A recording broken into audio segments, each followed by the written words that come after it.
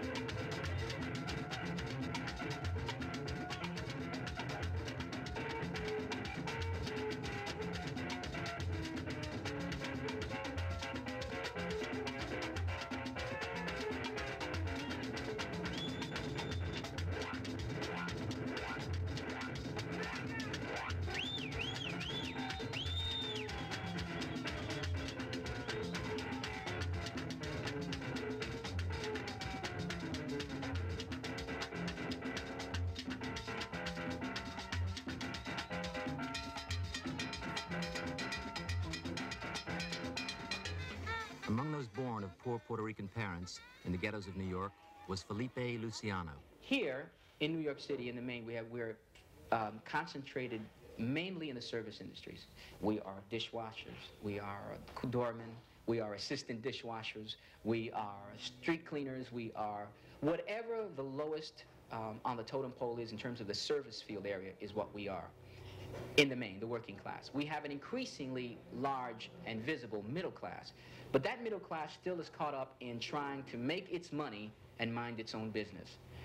In fact, we have that middle class going through what I call cultural amnesia. If they can forget they're Puerto Rican, it would be much better. They can then live their lives and call themselves Hispanic and never have to worry about that term Puerto Rican. But in the main, we are a working class and very poor community, a very large, poor underclass. It's a miserable feeling walking into a school, for example, and feeling the total sense of worthlessness of Puerto Rican children. feel, and these are beautiful, this is a beautiful people. The people I'm talking about come from all races. They are black, they are brown, they are white, they are beige, they are the colors of the rainbow. We are a people who love music. We are people who have an acute sense of hearing. We for example, our rhythm is so complex that a lot of people really can't understand it. Here in the United States of America, we have a history of having closely knit families, though that's rapidly undergoing a real transformation because of the urban decay that we see here. We have so many beautiful qualities that it's very difficult to show. It's very difficult for our own folks to see it. It's like trying to remove the layers of filth that have been put in front of their faces. And so that, I feel, has always been my job. How can we remove the veil? How can we take the stereotypes away from my own people's eyes so that they can see their own beauty? Felipe tried to activate the Puerto Rican community back in the 60s by forming a gang dedicated to improving the life of his people by peaceful or violent means. He called it the Young Lords Gang and became its leader. The most important contribution that the Young Lords made to the consciousness of Puerto Rican struggle here in the United States was that for the first time, the Puerto Rican community actually saw their sons and daughters fighting a system back, fighting them back culturally, in what we taught, in what we sang, in what we wore, fighting them back politically. We did not believe that the system of government that we live under, capitalism, was sufficient for our needs, and fighting them back physically. We would not allow policemen to come into our community and mercilessly beat people up. That is, we were not going to be victims any longer. And that was the message that spread like wildfire throughout the community. For the first time, you had old ladies, old men. It's an incredible sight, actually seeing the elders coming out to embrace a group of their sons and daughters who formerly they criticized for just hanging out, for having no ambition, no vision, no sense of where they were going.